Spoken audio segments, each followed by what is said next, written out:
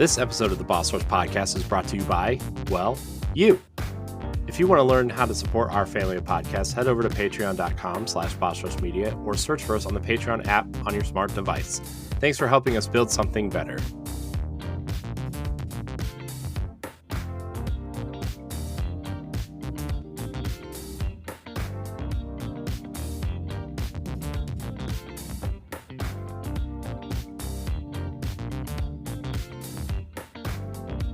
Hello, everybody. Welcome back to the Boss Rush Podcast, a great place to play games and be better. I'm one of your hosts, Corey Deering, and alongside me, as always, is the PC Muscle Race himself, LeRon Dawkins.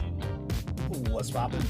LeRon, before we started recording, you said you were done eating, and here you are, chewing.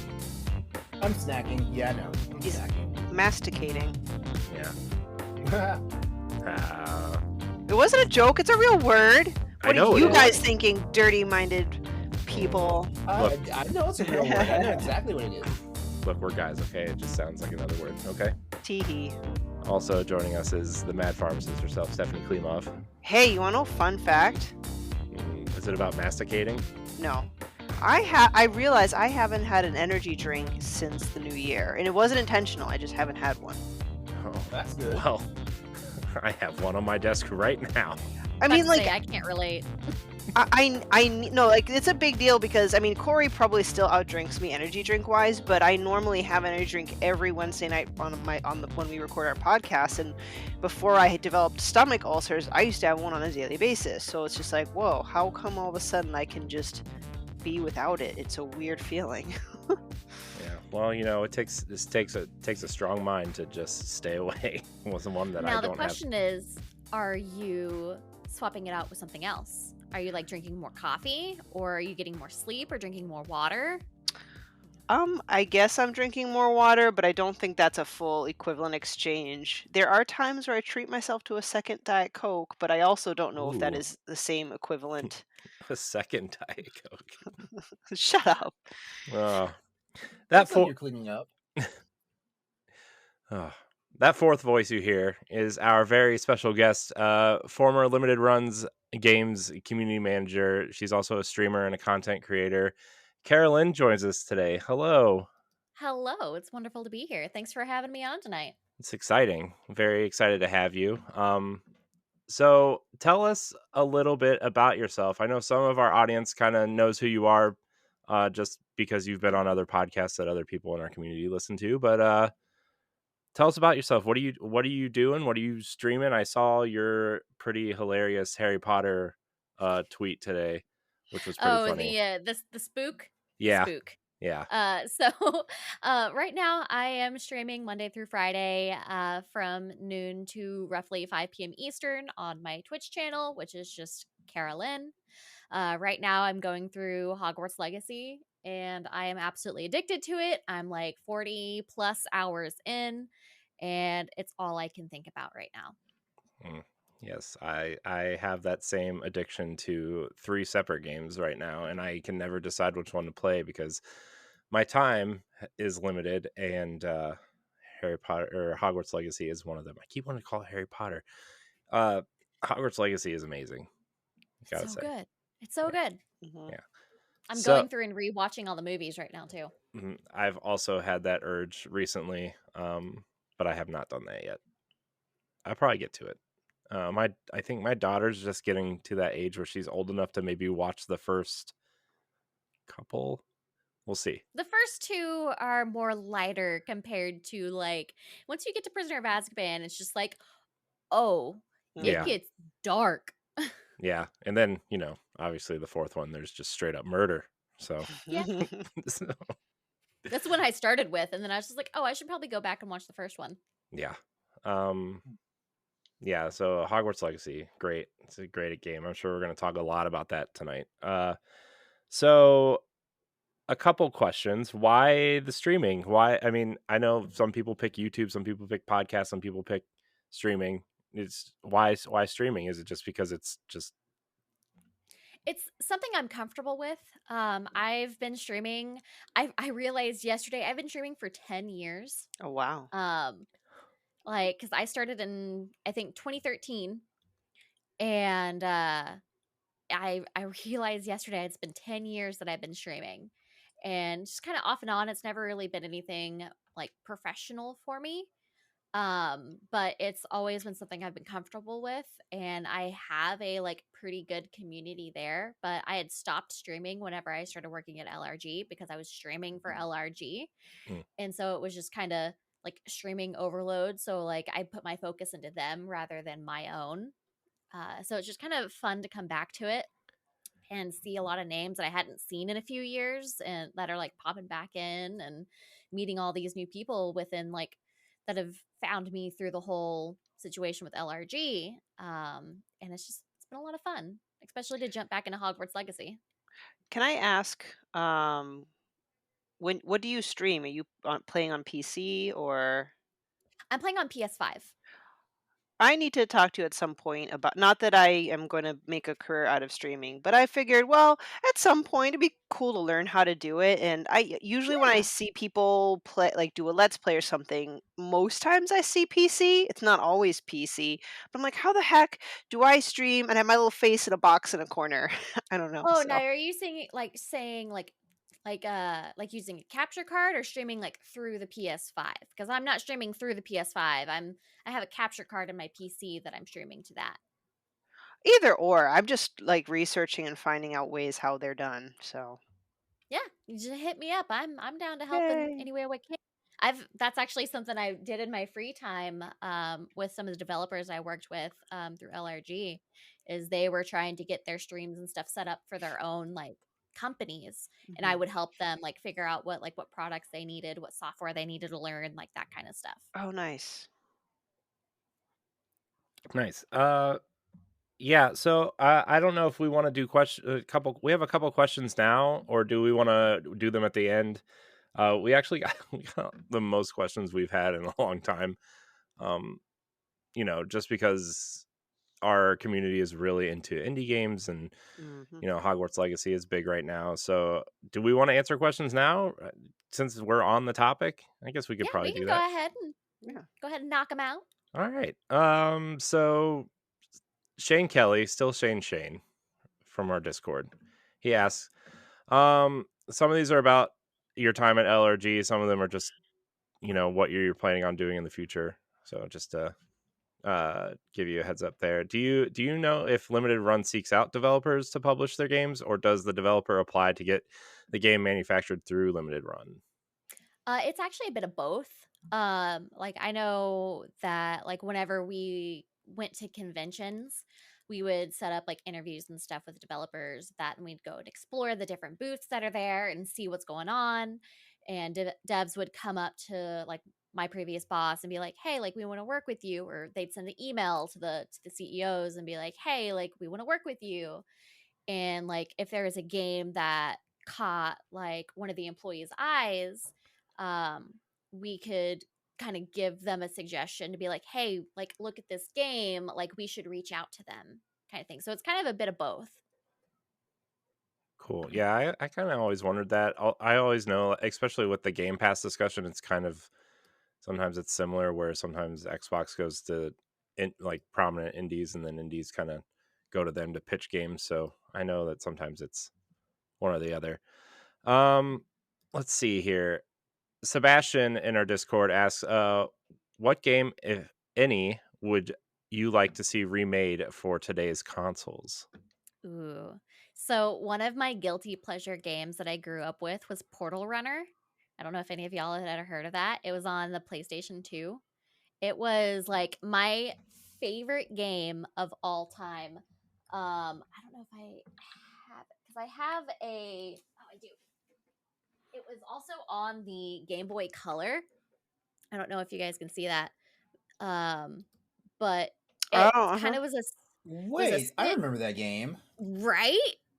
I Like remember that game. it was on PlayStation, and that's what I played it on. But that was a game that I played like every single weekend. Like I went through and I Nice. beat it every weekend. I think you could get through it in like 5 hours, 5 to 6 hours. I know I could beat it in a day. Um, but that Wow, is one game. you Speedrunner. would have fit in comfortably. You would have fit in comfortably a few weeks ago when we talked about our comfort games. Yeah.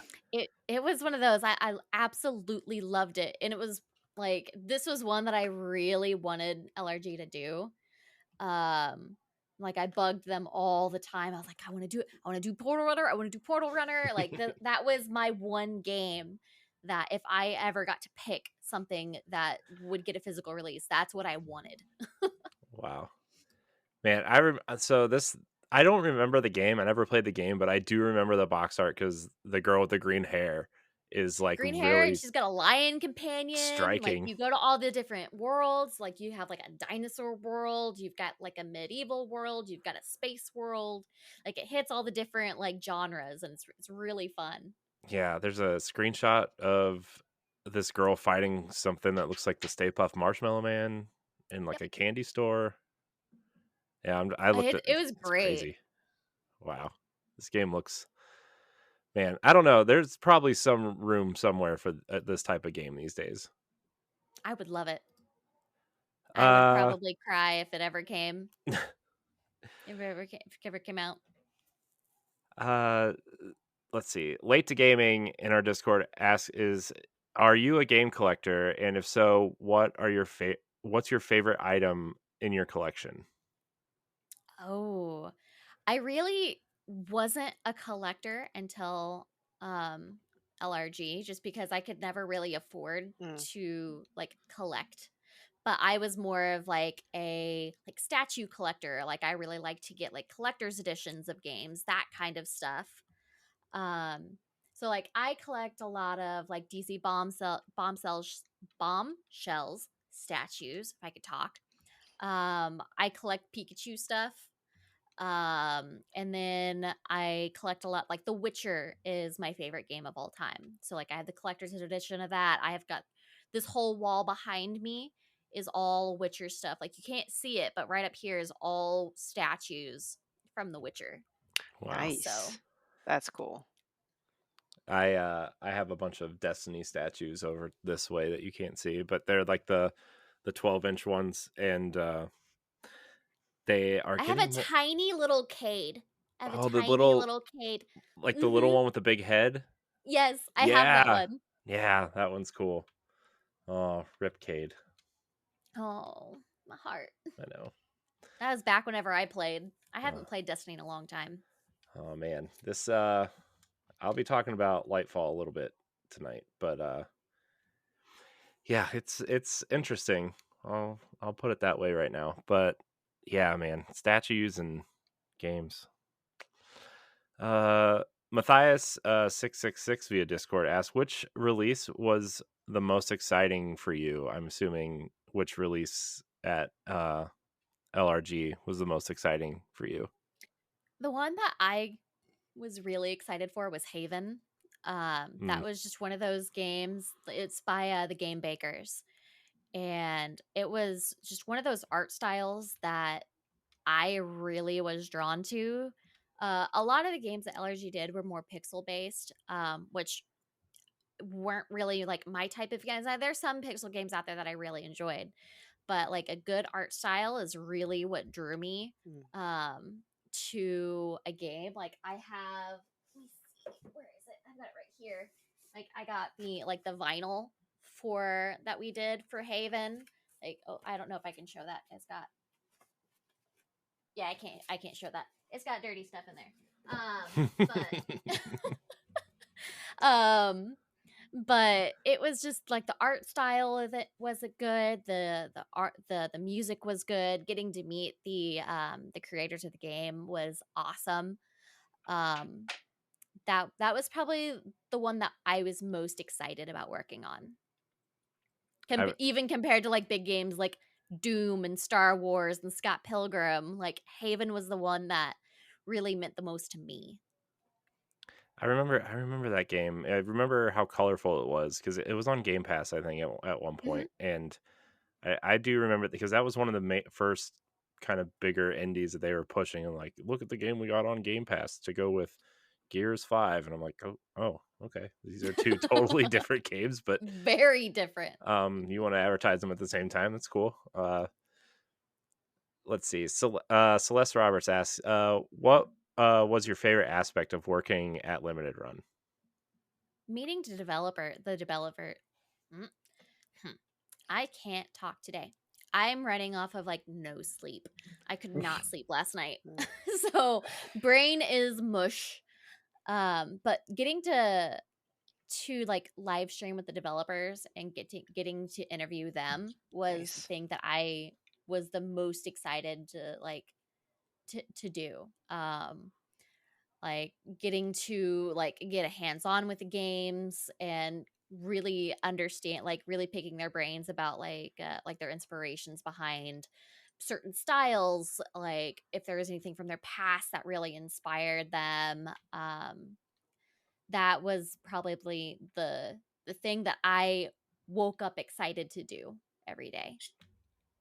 That's awesome. That's something I think, I mean, we're aiming to do with this podcast. I mean, not just developers, but obviously other creators and stuff like that. But talking to developers, I've talked to a few, and every time I talk to them, it's really exciting just to see their process, and you kind of really learn how games are made. I mean, it's not just like, oh, why don't you just, file save as the Switch version or whatever, right? It's like, no, there's like real work that goes into a lot of this stuff. And that's something Hmm. I think a lot of people take for granted, is just like, games are hard. And it's amazing that any of them get made at all and work, and, I mean, through. even with like indie developers that work full-time jobs outside of making games, Right, like they put their hearts into it and they put their livelihoods into it to fund the games that they're passionate about making. right. And that was inspiring to me. Yeah. I don't know if you ever played Blossom Tale, uh, but I did not, but that is one that I I oh my god, what was I trying to say? That I know that LRG did was Blossom Tales. yeah, it was cool because I was trying to get them on the show at one point, and then they were they were working on the Switch version of the game and trying to get it out, and their whole story was they were going to have to close the studio, like their, quote unquote studio, down if the Switch version didn't sell, because they didn't sell enough copies on Steam. And luckily the Switch version outsold the PC version like 20-1 at that time, and then they got to make the sequel that just came out. That's And Switch collectors for you though. I know. Switch was by far the highest like you could always guarantee Switch games would outsell PlayStation like physical wise. Yeah, it's nuts. Switch collectors are hardcore. Yeah, I'm out of all the physical copies of games that I have, Switch is definitely the most. I don't really do physical collections anymore, but Switch, I do have quite a few. Um, and then let's see, the last I'm the same question. way too. I of all systems, I guess that I care more about having physical, if I do, would be Switch. Although I still buy my fair share of physical everything because I'm a pack Mhm. rat. Yeah, you're pretty proud of that Stray Collector's Edition. Yes, I was actually I about to am. ask, like, Steph, what's your favorite physical edition that you've ever got? Well, I'm I see the Legend of Zelda one up there. yeah, that's a collector's bundle. Didn't really come with the game, but I would actually say Sifu, because I got a really cool statue to go with it. Because I feel like a lot of collector's Ooh, editions don't come with like really nice things. So that's my they Sifu guy don't. with a That's chain, awesome. a steel book, and an art book. I'm not saying all newer Nope. version like newer collector's editions and other collector's items aren't as great, but I do feel like things and times have changed. I also like one of that, it was from limited run. A couple of podcast friends actually drove down to the physical store and they got me the Turok from like Nintendo 64, and it I look have those up here. yeah, it's packaged like the N64 cartridge, and you got like a little Mhm. like The mold. metal one. I think that's awesome. Like, I love Mhm. when there's actual, like, I wanna say, I don't know if quality is the right word, but I just feel like it's actual, like, a worthy item of collection, if that makes Yeah, sense. like the memorabilia is like I'm a fan of like having something that was in the game Mhm. that Yeah. that we made physical. That's why I liked Haven so much, is because we made like Kay's necklace and the ribbon and like that kind of stuff. Mhm. So like, and the Turok one was really cool because it really kind of geared towards the nostalgia of like the Yep. old N64 cartridges. But like, of course, you couldn't play it because it's metal. Mm. But I thought those were really cool. Yeah, I'm looking forward to the Glover one. I also ordered Glover. Oh yeah, did you get the plush? I did not. There are budget Mm. limitations. They were so cute. Those had Oh, just come in right before everything went down, so I got to see them. They're super cute. They're very soft too. yeah. So those are my favorite. Like, even though, Corey's joking about Stray, I love Stray the game, but the collectors was okay. Because you get the game, you get a cool sleeve, you get a patch and some art cards. So it's Okay. okay. But I'm like, art cards, I'll probably lose them. So Art cards are a lot easier to do more than like a poster though. true. Actually, that's Um a good idea. like Thank you. I like art cards because I don't have a whole lot of wall space anymore. Hmm. Like I had gotten some oh gosh, what was it from? It's from Focus Entertainment. They gave me a little pack of them at PAX. Ooh. They came with some with like from like Plague Tale. Is that what it's Uh, Hmm. called? Yeah. And a few other games that we had done with them. And I thought they were really nice, like high quality art cards that are a lot easier to display. Like even if you get like little frames or do like a shadow box type thing, mhm, I think those would be like easier to display than trying to find a spot for like a big poster. A right. poster that's typically folded into a million different pieces and you can't ever even get the like the seams and stuff out. Oh, Um, I hate that. I hate when posters are folded. It bothers me so much. I don't Yeah, know. Sorry, it's the damn creases. Yeah. Mhm. I don't know if they asked you this when I like blipped out of Zencaster existence for a minute. Are you going to PAX? I am not. Ah. Which sucks because it's over my birthday. PAX is over my birthday every Oh. year. And so I got to go last year, but I unfortunately I don't have plans to go this year, but I would love to because PAX is one of my favorite expos that I ever get to go to.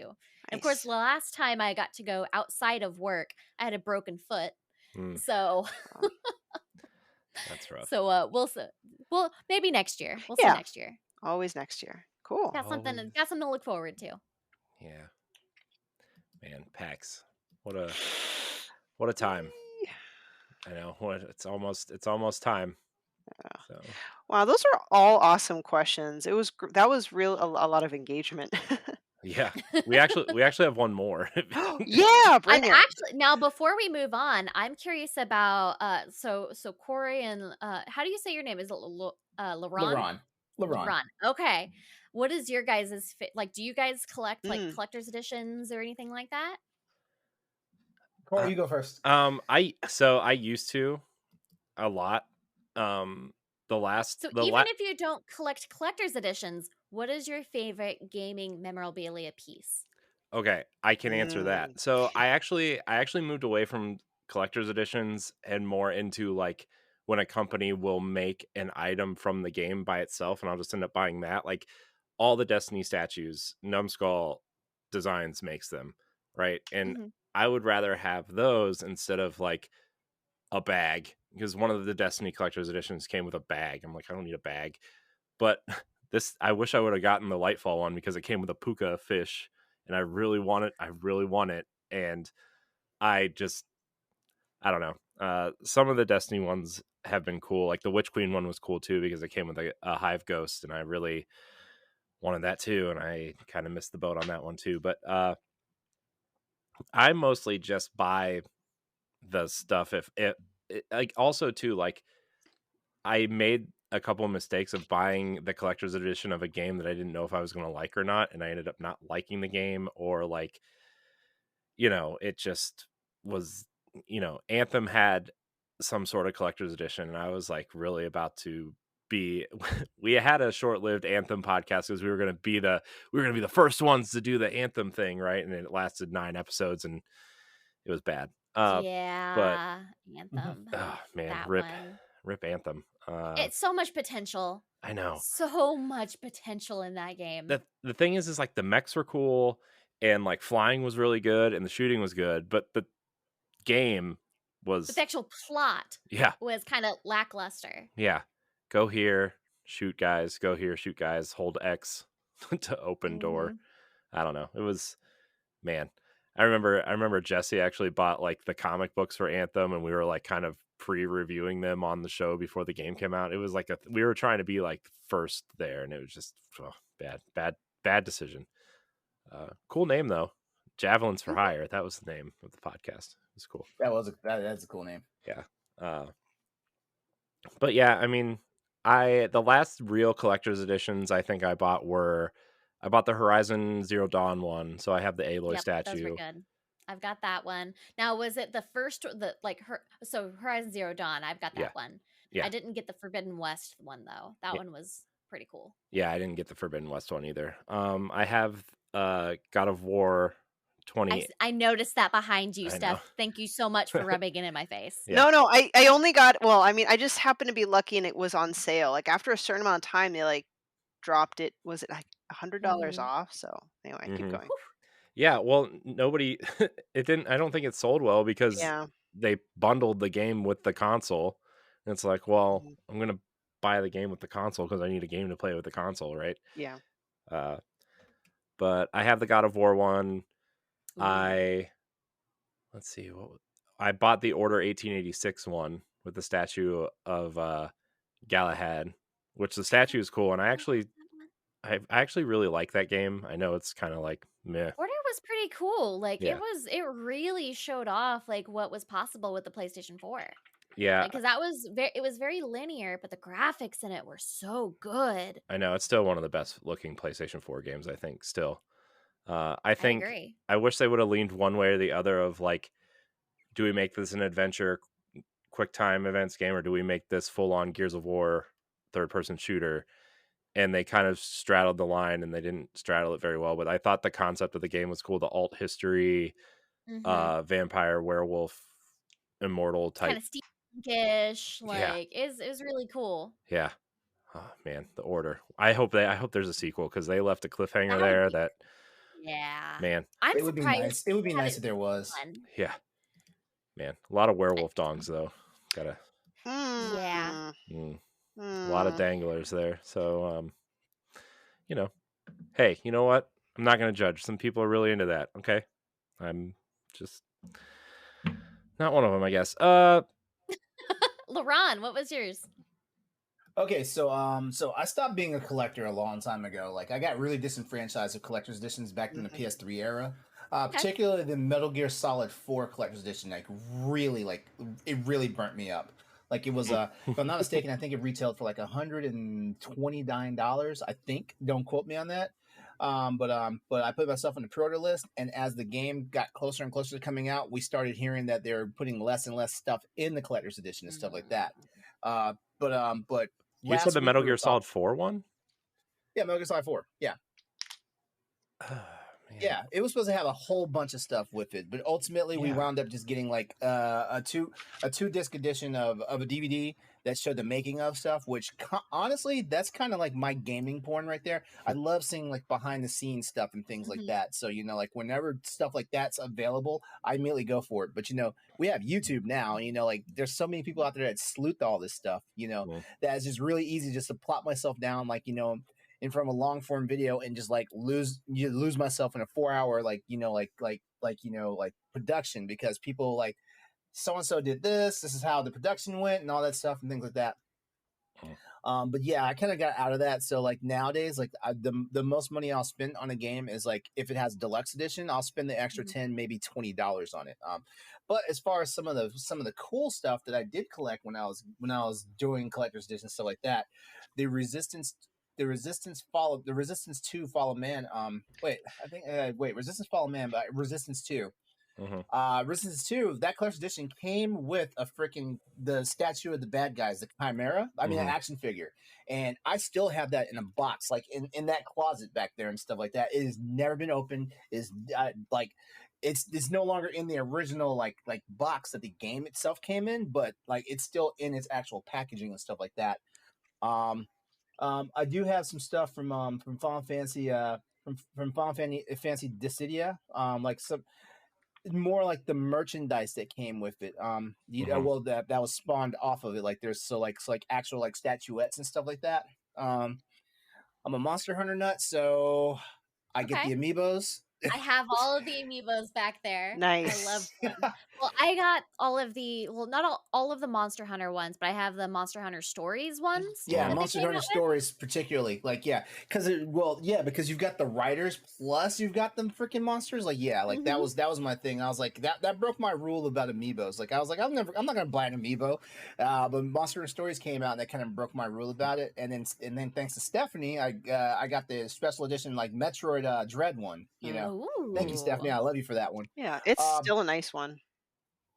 but the one thing I do find myself shelling out money for that's game memorabilia is like the actual books and resource guides and stuff like that. Oh I don't yeah. buy strategy guides anymore. Now, do you But get like the art of books?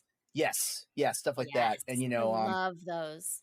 Love yeah, those. and yeah, I'm really hoping because one of the best ones I've gotten is the one that came out from Monster Hunter World, and it's for World, so the base game. And over Mhm. in Japan, they've made the companion book for Iceborne, the expansion, but they haven't made any news about they're going to translate it to English, or Romanize it, I guess is the way they call it. So I'm really hoping that because I don't want to import that book. Mhm. Yeah, I can understand that. I Yeah. collect a lot of the art of books, like for both, like TV shows, or like movies as well. So like I got the Mhm. Castlevania art book. I got Ooh. like I had Ooh. yeah, I love that one. It's so good. I actually have it sitting right here next to me.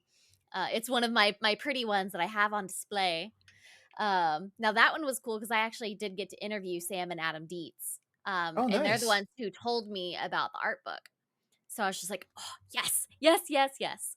So that one means a lot to me. But I also like we collect a lot of like game books and like movie ones for like all of like the older Pixar movies, like those kind of stuff. Hmm. I get a lot of Yeah. those. Yeah.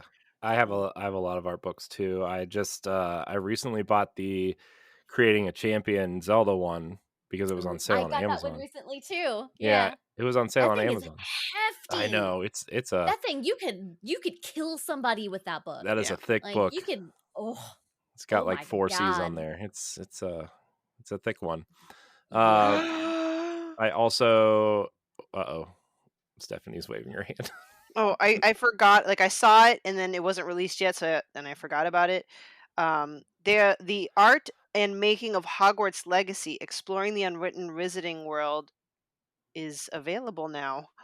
Yeah, Ooh, I have that on my Amazon wish list. it's on sale right now too. That Ah! Oh, snap. Well, I'm I know what I'm going to order after this. It's funny. I'm staring at it right now because I thought Well, about it. hold Well, you guys I talked about art books and we talked about Hogwarts Legacy, so I had to look it up. It's true. Yeah. I It's yeah. I love that stuff, and also like the cool thing about books though is like you can just sit back and have like a quiet time just looking at this stuff and things like that, and Hmm. that's kind of my thing. Mhm. Now I'll tell you, the Horizon art books are amazing as well. Ooh. yes, I have those. Those are so good. One of the concept artists, Loesch, she did some stuff, and we've got quite a few of her art books. So like, I really love seeing like artists like that I see and follow outside of like a game, and Mhm. like seeing their style inside those books. It's just so cool to me. It's so fascinating. I'm buying the Hogwarts book right now. Hmm. Thank you for that, Steph. You're Thank you. welcome. Oh man, it's so good. All right. So yeah. Oh, we still have one more still have one more question. It's fine. Look, Sidetrack. who cares? It's fine. No, this is great. That's This all is this in show is. itself a topic. We Yeah. kind of covered collectibles. Yeah. Anyway. Uh Deshaun Malone, longtime listener via Twitter, asks, "What are your plans for the future? Would you like to get back in the indie game scene?" I would like to end up back in games at some point. It's it's a topic. It's a career that I'm really passionate about. especially in like the indie scene, to where like they're typically a little bit more like tight knit companies, like a little bit more on the casual side. Like I don't do well with what is it, legal breathing down my neck anytime I want to tweet something. Mm. Um so like I think a company like Devolver, like I know they're more like on the bigger side, would be a lot of fun. I love Devolver. Um and like Aggro Crab, they're Mm. spicy as hell online. I Yeah, love they are. them. I got their shirt that says I effing hate it here. Uh with Nice. the knife, and he's wearing like the Timberlands. I was like, I had to have it. Um I think something like that would be like more up my alley, especially like I have a very dark sense of humor. So I think Devolver would kind of Oh, they'd be go perfect. hand in hand with Yeah. that. I think something like that would be where I would be the most comfortable. Um, but yeah, that's somewhere I would like to go. You hear that, Yeah, Devolver? Because there's definitely Devolver people listening. yeah. I'm kind of talking to a couple. I started following Aggro Crab like 2 months ago when I decided that, hey, we should probably have guests who are, cool and somewhat important. And I started following them, and every time they tweet something, it's so It's funny. fantastic. Yeah. Like they are the most chaotic indie like Twitter that I follow by far, and I absolutely love it. And they were a blast to work with. Nice. Because we worked with them on was it Going Under, I think is what it's called. It's the Oh. oh Is that the gosh, like where it's you play the as roguelike. like a girl and you like go underneath the corporate? You're the intern. Yeah. Yeah. Yeah. Mhm. Good game. I know I wasn't able to actually really describe the game very well, but I'm glad you understood where I I was knew what you going. were talking about.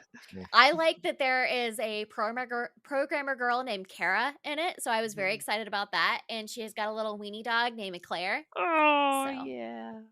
I love that game. I'm not good at it, but I like it. Oh man, indie games. I'm trying to do more indie stuff. I know I'm not the biggest indie person. I'm trying, everybody. I'm getting there. It's definitely like there's so many. Like I cannot count how many games I have through LRG that are just Mm. indie games that I haven't touched. Like my backlog, I will never make it through my backlog Mm. because of all the games that I worked on and that I have now. And but it's just one of those, like I would like to get to it, Hmm. get there, because Yeah. there's some great games that Yeah. deserve the love. The nice thing about indie games, and I know it's a generalization, so I would say most, not all, right, is that they're generally shorter than many of the Mm-hmm. AAA games. So I feel a bit more confident that I can knock out a few. Not, I mean, I'm going to enjoy this experience while I'm there, but when I got overwhelmed is when I learned about Day of the Devs. And I watched Mm-hmm. their showcases, and I'm like, oh, I want to play this indie, and this indie, and this indie. That's where I found out about Choo Choo Charles, and I played Choo Choo Charles. Like, so. I heard about Choo Choo Charles. So, like one of my favorite indie games that I played was Graveyard Keeper. Have you ever heard of Ooh. Graveyard Keeper? It's like a very morbid Stardew Valley. Oh, nice. It Yeah, I like hadn't heard of that you one. like oh it is but it's one of those indie games that I put over 100 hours in. Wow. Easily over Wow. 100 hours into it. Damn. Like I think I was at 99 hours whenever I finished the actual story of it. And there was still a quest that I hadn't even touched yet. And like they had so many like DLC for it that they came out, like that was all based off of like they had some that were is like one called Game of Crones, and they had some based off of like Breaking Bad and Better Call Saul and Stranger Things, and it was really cool. Nice. That's so It's one of awesome. my favorite indie games I've ever played. That's so awesome. All And it is right. Well, morbid as hell. yeah. Speaking of games that we've played, what are we playing? Kara, we're gonna go your way first. you've been playing Hogwarts a Legacy. yeah, Yes. yes. Let's Like, talk about just Hogwarts Legacy. direct into my veins, Hogwarts Legacy, please. Where are you at right now, like, as far as mainline? I just finished trial number 3, Ooh, okay. which, oh my god, was the most beautiful thing. I don't wanna spoil it for anybody, but oh my god, it was so good. Like, Ooh. my jaw hit the floor today whenever I got through trial 3. You mean, It like, was the memory? so the memory, like, those who, like, read the books or watched the movies, they're going to recognize this, Ooh, perfect. Oh, and, can't wait. oh my god, it was completely different than any other thing that you've done within the game already, Huh. but in such a, like, beautifully handled way. Like, I don't wanna spoil it at all because it was just one of those, like, holy crap. There is so much love and passion that went into this game to pull this off and to pull it off as well as they did. Like, ugh. Oh, I'm so If you glad you haven't said gotten that. to trial 3 yet, like, it is so good. So good. Well, that's I finished trial 2, so I have yet to reach trial 3, but, like, this is gonna be the fire under my butt to get there faster, you know? I just Yeah, wanna I I just finished the second trial also, and man, I just so like the thing is like I'm like, man, I see all these yellow main quests I should go do. yeah. Oh, but there's all Oh, I these Merlin am trials. distracted like crazy. Yeah, Like, I said I don't know if I've said it, like, since we've been recording, but I'm 40 plus hours into it, and, like, there's still like, I think I'm 58% through the game, like, Mm, according to, like, the challenges. mhm.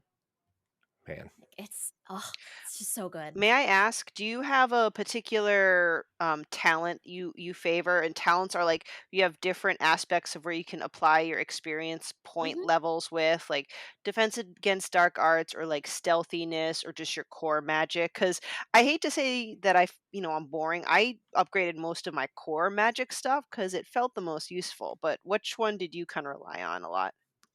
I maxed out stealth first, Mm, and then I went to, the actual spells talents, and then now I'm kinda working on, like, the core, and then, like, the dark arts ones are kinda getting sidelined, and I haven't touched Room of Requirement at all. yeah, Hmm. nice. yeah. I haven't really done the room of requirement stuff. I only kind of do what I need to, and then I'm like, I'm out. I feel like I'm already playing a life sim slash decorate your house sort of game in Disney Dreamlight Valley. I don't need I don't need another one. I was surprised by how many, like, mechanics Hogwarts Hmm. Legacy integrated. Like, Yes. you've got the combat system, you've got the Sims system with the decorating your room, you've got the monster breeding system, Mhm. you've got the, like, alchemy system. Like, there's so like, the crafting is, and then, like, I don't know if you guys have done, the DLC quest that is in, for the PS5, but you get a shop after that, Mm. which technically isn't like, you don't do anything with the shop, you just kind of sell stuff to it. Um, That would be really but handy. I'm playing on Xbox, so I don't have that. they are going to be bringing it to it at some point, though. Oh, okay. Yeah, Um, it's limited. It's limited time DLC for PlayStation. Yeah. mhm. But the amount of mechanics that they input into Hogwarts Legacy, and did them justice, was surprising. Yeah. Yeah, I gotta say, I found so much joy that I caught, so to speak, a unicorn, and now I have a unicorn in my room of requirement, and I go visit it like every time. Like, I brush my pretty unicorn, I feed my pretty unicorn. You just get that little, like, a little drop of serotonin every time you walk Yeah. in there, and then they may have the little babies, and then you have, like, the excitement of going and finding, like, a shiny version of all the animals that you can catch. Like, I got a shiny thestral, which was really cool, Wow. and it's, like, this, like, really pretty, like, almost like a crystal blue color. Oh, It's really you're cool. right. Like, anyone who looks at this game with an objective eye, like, no one can deny the fact that there was love and passion that went into this game. So much love. Like, and these are people that you can tell were passionate about like the Wizarding World lore. Hmm. Yeah. And Like it's oh the thing too is like I knew like I didn't know this studio. I didn't know Avalanche had this game in them. But I know that just from previous interviews and stuff that I've watched with them because they were really big and they were the developers of Disney Infinity, the primary developers of Disney hmm Infinity. And the love and care that they did with that game, I was like, "Oh man, you take a world like Harry Potter, they're at least going to like put all the things in there that people love about it, right? And more." But I didn't know they were going to have this type of AAA Yeah. experience, right? Because like I mean, Disney Infinity's fun, but it's a kids game and you collect toys I and was working at GameStop whenever those were like peak. yeah, So I like Disney Infinity and like Skylanders, all yeah. those were kind of at like the same time. hmm And Speaking, I actually didn't realize that yeah, they did Infinity. yeah. Going back to our collecting, I have every single Disney Infinity character.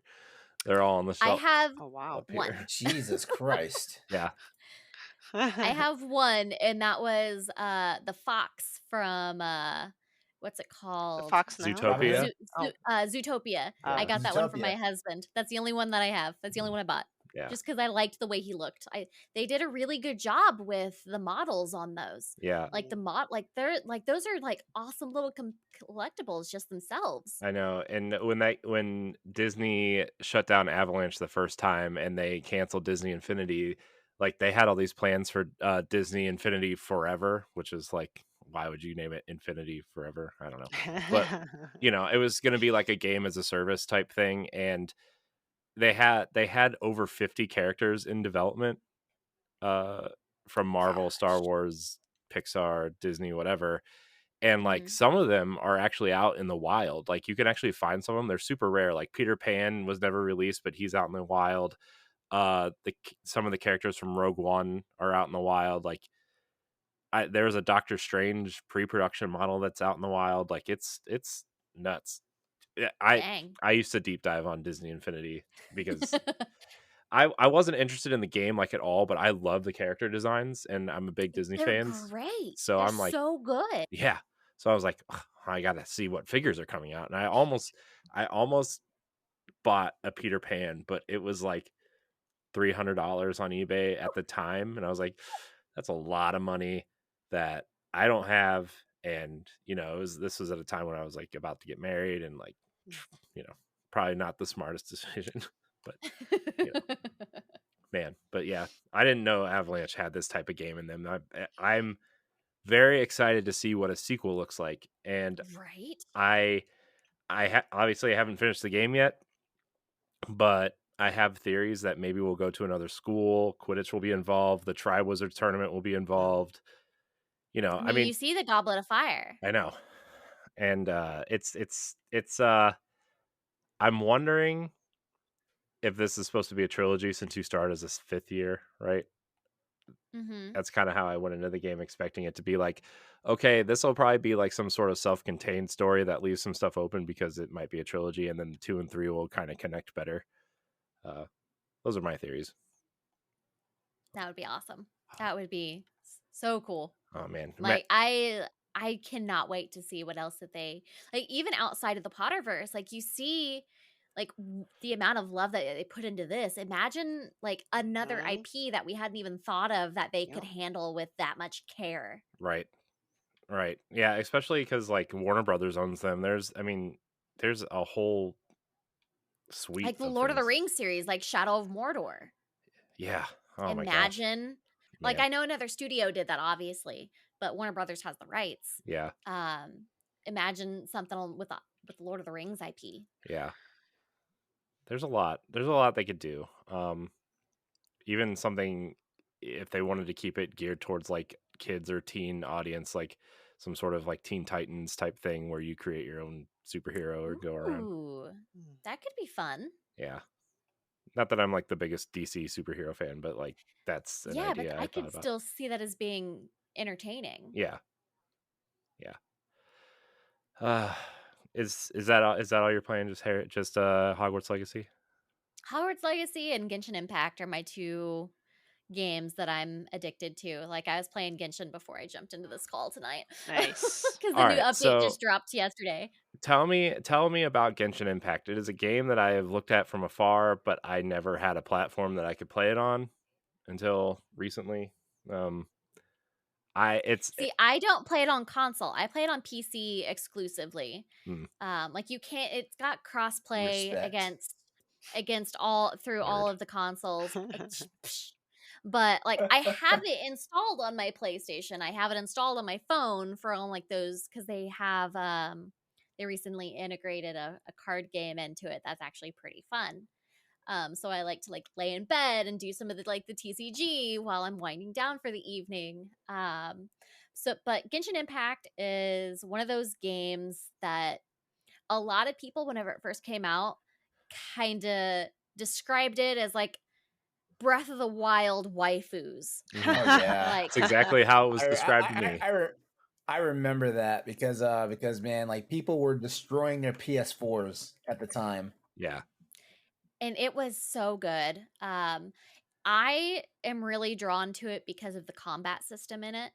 That and just the exploration of it is just like they're constantly coming out with new stuff for you to go to explore, and like the story is really entertaining. But the combat in it is really the thing that I get the most like satisfaction from. And me being the Pokemon trainer that I am, I have to collect all of the different characters, and Mm. therefore I have spent too much money in this game. But there is that like gotcha aspect, but you can go in playing without spending any money, but I do not have that type of willpower. Uh but That's fair. it's one that it's kind of like my cozy game right now. Like I've been playing it since it released 2 years ago. Um 2 or 3 years ago, I don't even remember now. Um but it was really it's one that I'm hooked on, and I don't see myself putting down anytime soon. I've been thinking about downloading it because it was described to me as Breath of the Wild waifus, and I'm like, well, I like Breath of the Wild. I don't really care about the anime waifu stuff, but I've been itching for Breath of the Wild for so long that like, I mean, Hogwarts Legacy kind of scratches that itch, but not really. And like, Now, have you played Craftopia? I have not. What is that? It is basically a knockoff Breath of the Wild. Like Craftopia, you domains. say? Yeah, it's an online game. I believe it's in like early access. I have it. It's on Xbox, and it's on Steam. Are the two that I have it on. But it's one that's pretty fun. It's got gliding aspects and it's got dungeon aspects of it. Like it's got crafting to it. Like it's one that you can play multiplayer in. Uh, It's th- it's pretty cool.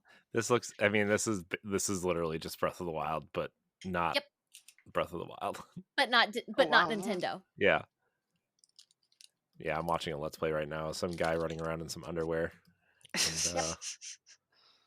Oh, there But you like there's go. fishing in it, there's house building in it, like there's farming, there's the domains are really fun, but it's like even the music in the domain is very similar to Breath of the Wild.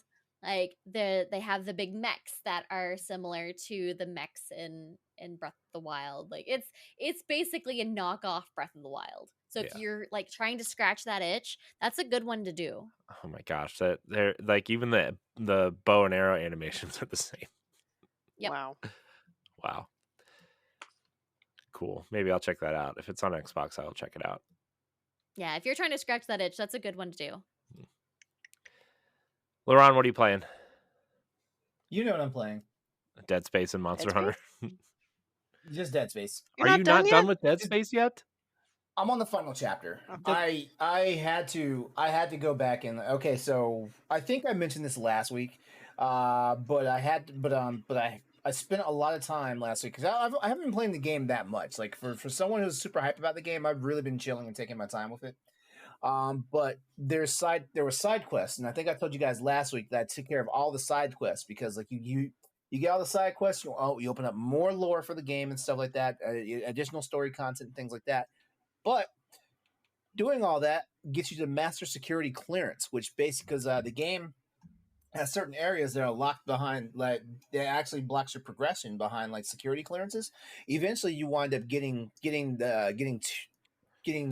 all the way up to security clearance 3 just on your own as your story progression and stuff like that. But for the master security clearance, you have to do all the side quests, and there's 4 side quests. And 4 doesn't sound right. It might be 3, but there's 4 side quests in the game that you have to do, and this is stuff that basically like like for anyone that knows like Isaac Clarke's story, like mainly he went to Ishimura to not only just repair that ship, but also to find that to rescue his girlfriend. So one of his side quests is basically like following her trails to see what she was doing when like the shit hit the fan on the ship. Another side quest is trying to figure out like one of the doctors just goes mad scientist on the ship, and basically he's the reason why the regenerating necromorph is a thing. But you find out who that person was that ultimately became the regenerator stuff, and it actually like fleshes things out a little bit more, so you actually start to feel bad for this thing that was basically like Mr. X in the original game. Yeah. Let me see. Another side quest is basically just trying to like put all the pieces together about the marker and stuff, and like what the unitologists really were standing for, like out here and stuff like that. So yeah, once you clear all those side quests, you unlock the master security clearance, and the master security clearance, that's when you start backtracking and going back to previous areas of the game that you in the original game you could never go back to. Yeah, so ultimately, like you wind up feeling bad for that guy. Like the guy has an actual name and everything. Like you just see like, I'm just gonna call it the evolution, even though like Dr. Mercer was always a fuckhead, as far as I was concerned in Dead Space. So so yeah, there's that. And then like the third side quest is more or less just putting the pieces together about the unitologists and stuff like that, what they were doing and how they were fucking around on the Ishimura and caused the outbreak ultimately and stuff like that. But once all that happens, though, like you unlock the master security clearance, and this is where it gets good because now you have to start backtracking into the game, and the game is no longer linear like it was in the original Dead Space. You can go back and forth to like all the way back to the beginning of the game, like the first levels and stuff, because like certain rooms like you've encountered you could not open up because you need the master level security clearance, and it's basically like pure fan service at that point because like you wind up getting the final upgrades to some weapons and stuff like that. There's an upgrade for your stasis module, which Stephanie, you saw me playing like the old school Dead Space. You remember like how I could freeze, not so much freeze them, but slow them down. Yeah. Well, this upgrade to the kinesis module the stasis module will actually basically freeze them in place. Like they will move like a frame a second at that point. Nice. Yeah, and while they're stasis, they take damage over time because like it's a new upgrade to the stasis module like that. Nice. So now your tools are doing more work for you, stuff like that. So that's what I'm doing right now. Like that's what I was doing, and now I'm on chapter 12, the last chapter of the game. So next week I will probably have a different game to talk about because I will have beaten Dead Space, even though I will be playing New Game Plus because like you see the alternate ending once you beat New Game Plus. I gotta tell you, alternate ending is smart to be able to get someone to play a game a second time around. Oh yeah, oh yeah, definitely. I also heard that EA was sending out surveys asking how interested people were in Dead Space 2 and Dead Space 3 remakes. So yes, and my vote would be to remake Dead Space 2 with an alternate ending and then make a new Dead Space 3. Because I know a lot of people don't really care for Dead Space. Wait, you basically saying just wipe out Dead Space 3? Why not? Why not? No, most people don't like it. Most people don't like it, but Dead Space 3 gave the most lore for the game, for the entire franchise. Like lore, you learn so much.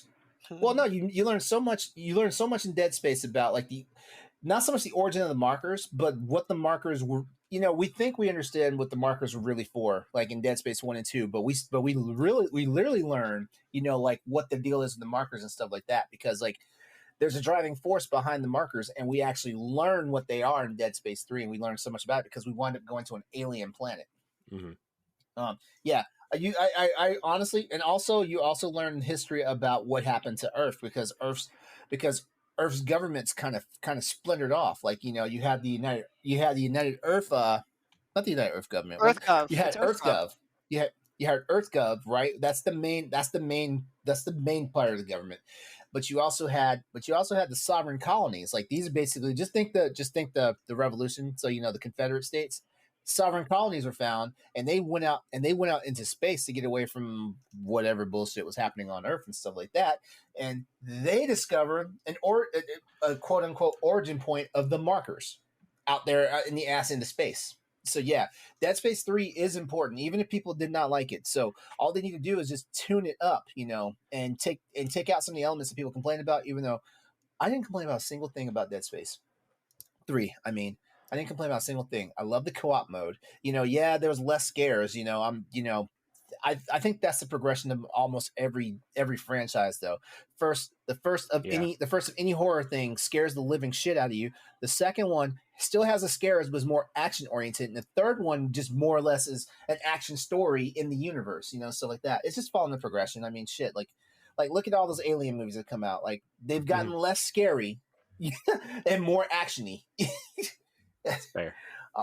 Yeah. So that's my opinion. So I honestly I have to argue with you and say they cannot just invalidate Dead Space 3 because You're not arguing with me, LeRon. I don't care either way. You're arguing with the Dead Space people. Well, you brought it up. I know. I was trying to appease to the Dead Space fans, the other Dead Space fans, not the LeRon Dead Space fans. That game traumatized me back in the day. I think you said you had a question for me though. I was wondering if you got the collector's edition with the helmet. No, I did not. I did not. No, like I said, it takes a lot. It takes a lot. Like I don't even spend money for collector's edition for Monster Hunter stuff. And Monster Hunter is like if they stop making video games, if they told me I could only play one video game for the rest of my life, it would be Monster Hunter. Now you're talking about Monster Hunter. Have you tried Wild Hearts yet? I have not. I almost impulse bought it, and these guys like basically had to suffer for me like bitching and complaining about it because I almost impulse bought the game, and the game came out basically like broken on the PC, and I was like, no. I heard that. I was like, no. I'm not gonna play. I'm not gonna play a game that like even if you lock it at 30 frames per second, like it still dips into the teens. I'm like, I cannot do that. I have a friend that's been streaming it, and he's been streaming it up from PC, and he hasn't really had any issues with it. There was a massive update, I think, recently that fixed a lot of those issues. Oh, yeah. Good. Even EA tweeted about it. They're like, hey, there's an update to Wild Hearts for PC players. Well, yeah. Unfortunately, the damage is kind of done, so I'm not paying full price for it right now.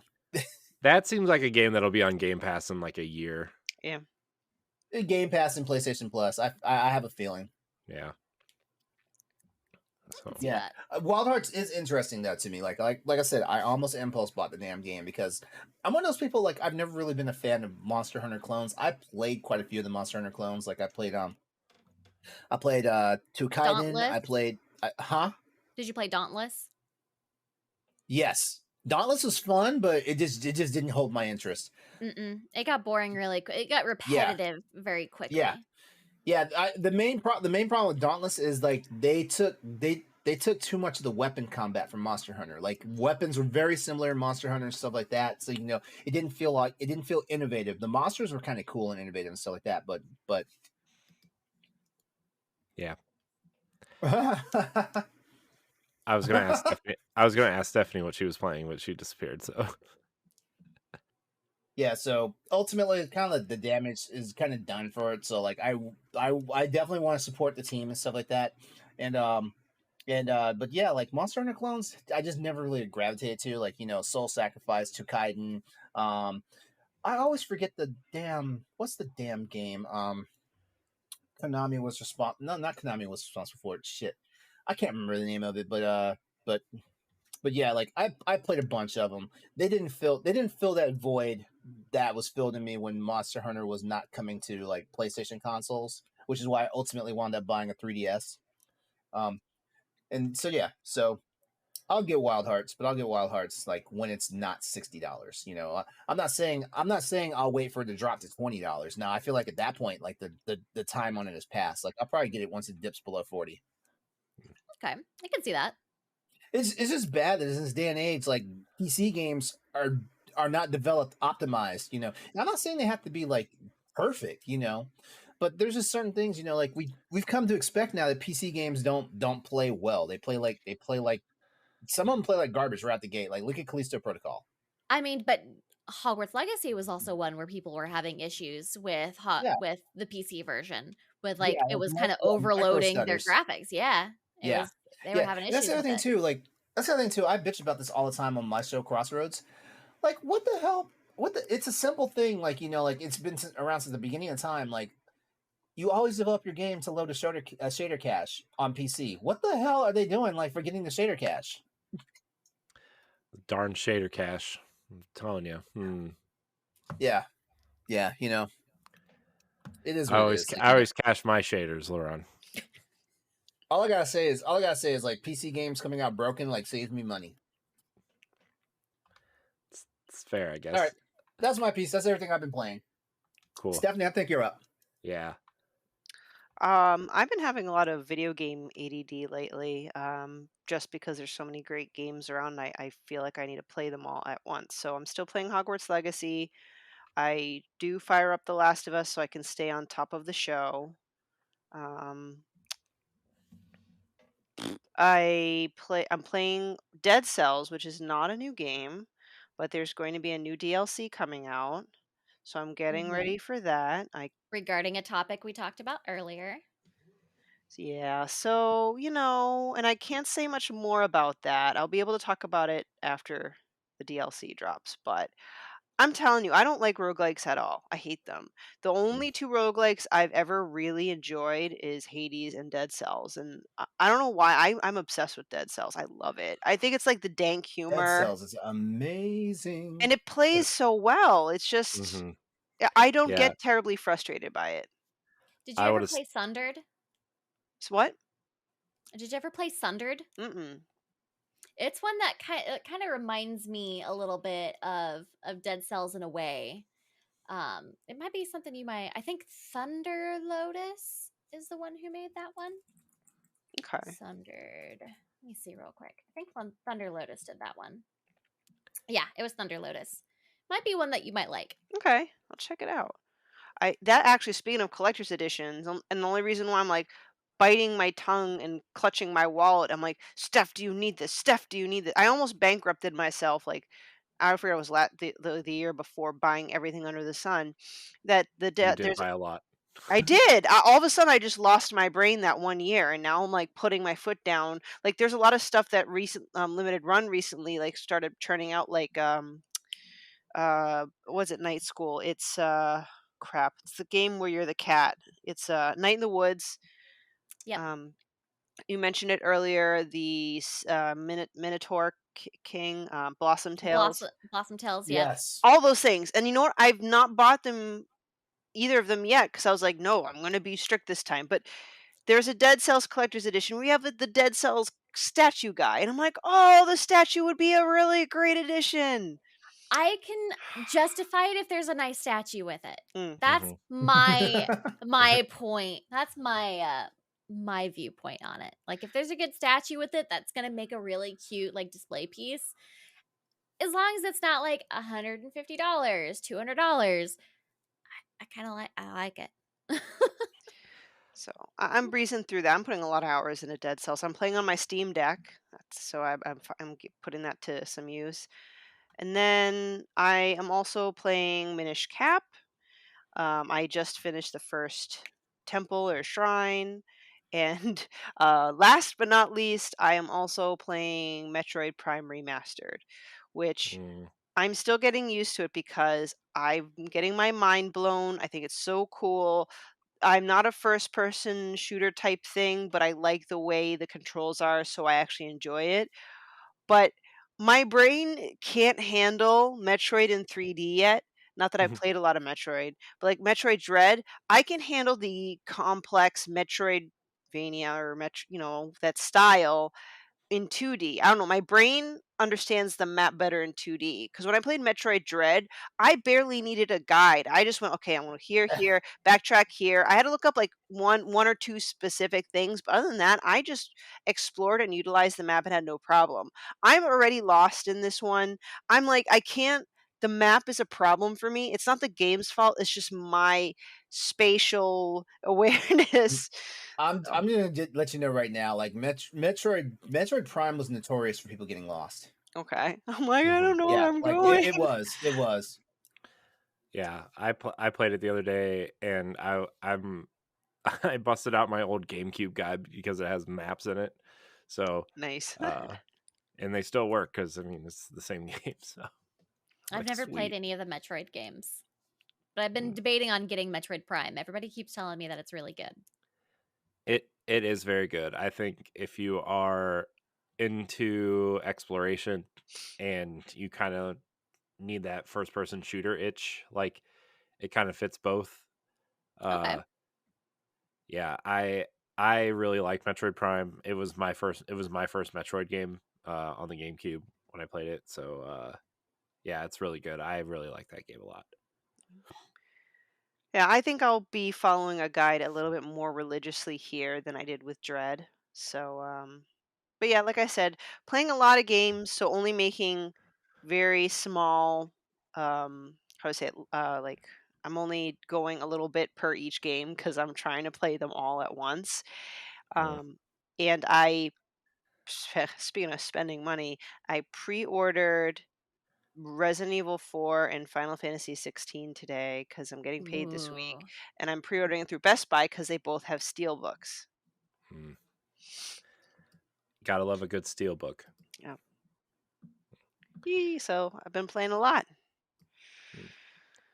Uh, I guess that means it's my turn. Yes, it is. I've been playing Hogwarts Legacy. I finished the second trial. So I will talk more about that on book club later, but Yeah. I I love this game. It's incredible. It's going to be very high on my game of the year list. Debating on Zelda, it's probably going to be a fight between these two.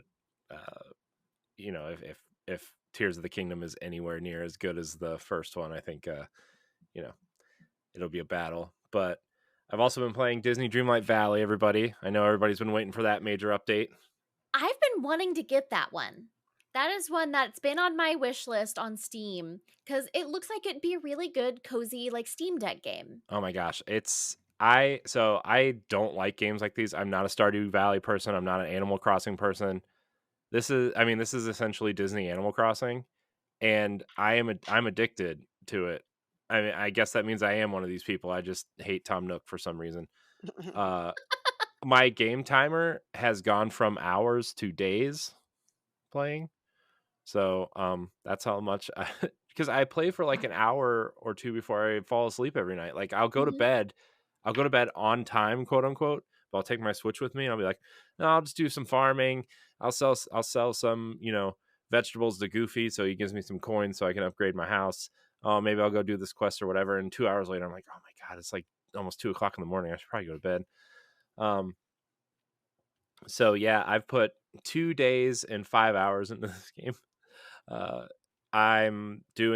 they just had their big spring update, and their Disney 100 event is going on right now. Already finished the quest, or already finished the event, and there's 26 days left in the event or something like that. Um, each event is 40 days, by the way, and they expect you to take all 40 days to complete it. So sorry, Disney, I beat your quest. Don't change it though, please. I like finishing it in like a day and a half. Uh, and they just added an Encanto quest line. They added Olaf to the game from Frozen, and this summer they're adding Wreck-It Ralph and Lion King to the game. So that'll be interesting. So I've been playing a lot of that. It's incredibly fun. I actually just rearranged my whole island for the third time because I decided I wanted a bigger farm so I could make more money. So I did that. And then last night I was up till 1 o'clock playing Destiny 2 Lightfall, the big new expansion for Destiny. Many people know who listen to this, huge Destiny person. So this expansion takes place on Neptune in a kind of vibrant Blade Runner-esque city called Neomuna, and it is a civilization that exists outside of Earth, where humans thought that the last city on Earth was the last city in the last existence of humanity.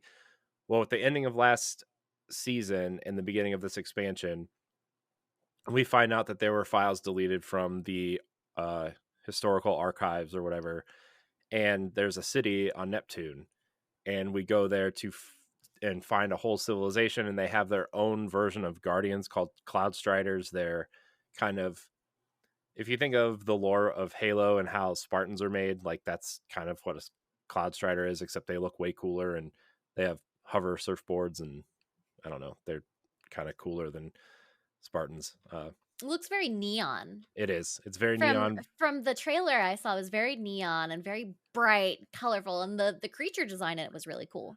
Yeah. They introduced a new enemy type called the Tormentors, which are these kind of void energy wielding giant scary things that chase you with scythes, and if they catch you, like they will suck the energy out of you, and Ooh. like yeah, and Like a they're Dementor. scary. They're so scary. They are pretty hardcore, and I'm like halfway through the expansion or the campaign right now. It's so far, it's not hitting as hard as the Witch Queen did. I really loved the Witch Queen campaign. I think it's because I'm more like just where the story is in Destiny in general. I'm more invested in the storyline that the Witch Queen was telling as opposed to this story with like the war mines and uh the Cabal war that has been going on since Destiny Vanilla Destiny 2, and this is kind of a extension of that.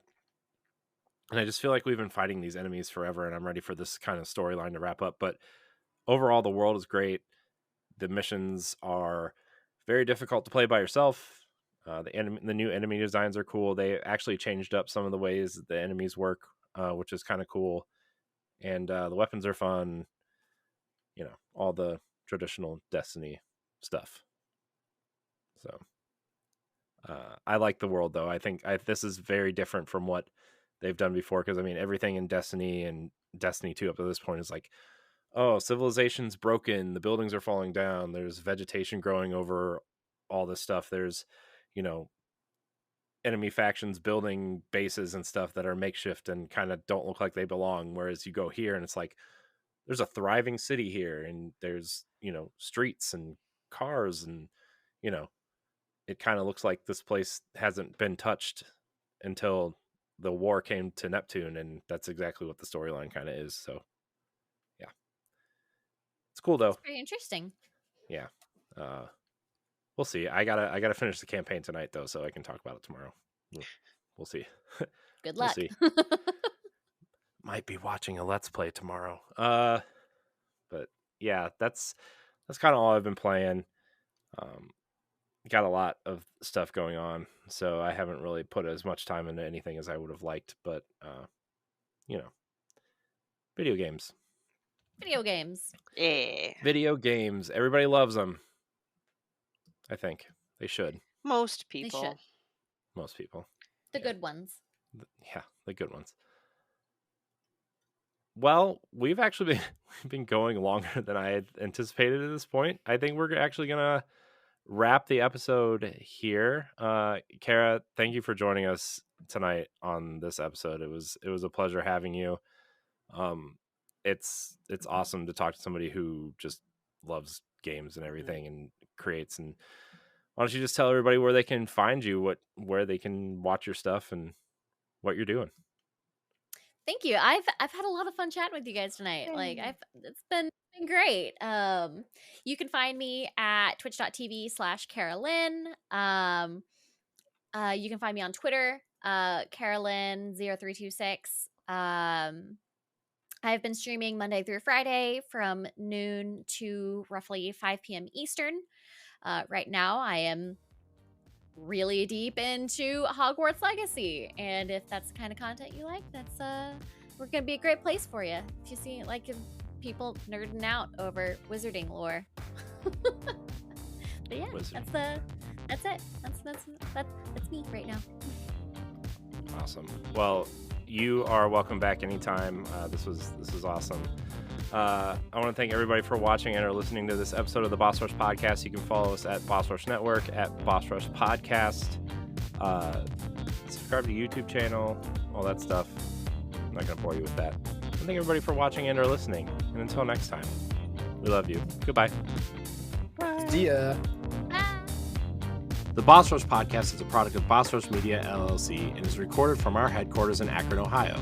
This show is produced, written, and directed by me, Corey Deering. My co-hosts are Stephanie Klimov, LeRon Dawkins, and Edward Varnell. You can find Stephanie at Klimov_author on Twitter and Instagram, as well as on the EXPcast. You can find LeRon at Exodus803 on Twitter, Instagram, Twitch, and YouTube, and also on Crossroads, the video game podcast. You can find Edward at ThatRetroCode on Twitter and Instagram, as well as hosting Nintendo Powerblock. You can follow me on Twitter and Instagram at IamCoreyInHD, and find me hosting Tower Casuals, the Destiny podcast, and co-hosting Nintendo Powerblock. Find the Boss Rush Podcast on all social media platforms at Boss Rush Podcast. You can also follow Boss Rush Media and Boss Rush Network on all major social media platforms. Join the Boss Rush Network Discord and Facebook groups to interact with other friends and fans. Thanks for listening, and we'll see you next time.